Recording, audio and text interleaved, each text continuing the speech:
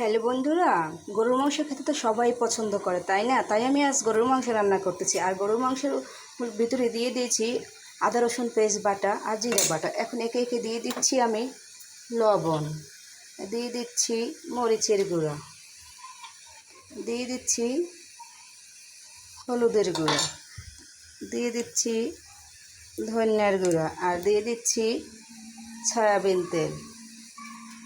এখন আমি এগুলোকে নেড়ে চেড়ে কষিয়ে নেব। তো বন্ধুরা, এখন দিয়ে দিচ্ছি এলাচি, দারচিনি, লবঙ্গ, গোলমরিচ। এখন আমি এগুলোকে নেড়ে ঢেকে দিচ্ছি, ঢাকনা দিয়ে ঢেকে দিচ্ছি সেদ্ধ হওয়ার জন্য। তো বন্ধুরা দেখো, আমার গরুর মাংসগুলো প্রায় কষানো হয়ে গেছে। এই যে দেখো, একটু পরে আমি সম্পূর্ণ সেদ্ধ হওয়ার জন্য পানি দিয়ে দেব। আর একটু কষানো হোক, তারপরে আমি পানি দিয়ে দেব। বন্ধুরা, আসলে গরুর মাংস খেতে পছন্দ করে না এমন কেউ নেই। তাহলে বন্ধুরা দেখো, আমার গরুর মাংস কষানো হয়ে গেছে। এখন আমি সেদ্ধ হওয়ার জন্য এই দিয়ে দিয়েছি পানি। এই পানি দিয়ে সেদ্ধ হবে।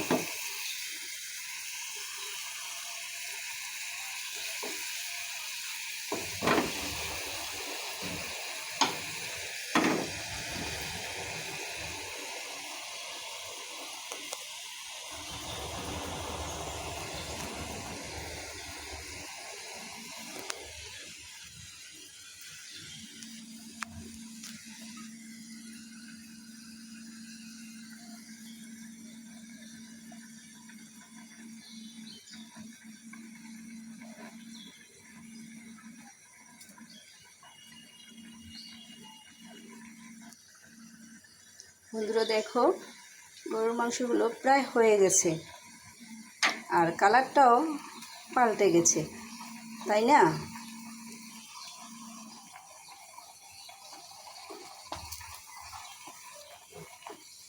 এখন আমি দিয়ে দেব গরুর মাংসের একটা সিক্রেট মশলা আছে, সেটা দিয়ে দেব। কিন্তু বন্ধুরা, এখন আমি গরুর মাংসের সেই সিক্রেট মশলাটা দিয়ে দিচ্ছি। আর এটার ভিতরে অনেকগুলো মশলা কিনে আমি শুকিয়ে ব্লেন্ডার করে নিয়েছি। আর এই মশলাটা দিলে গরুর মাংস খেতে বেশি ভালো লাগে, তাই আমি এই মশলাটা সবসময় গরুর মাংস দিই। আর আপনার ইচ্ছে করলে মুরগির মাংসের ভিতরেও দিতে পারেন। আর এই মশলাটা যখন দেই তখন মাংসের স্বাদটাই অন্যরকম হয়ে যায়, খেতেও অনেক ভালো লাগে। বন্ধুরা,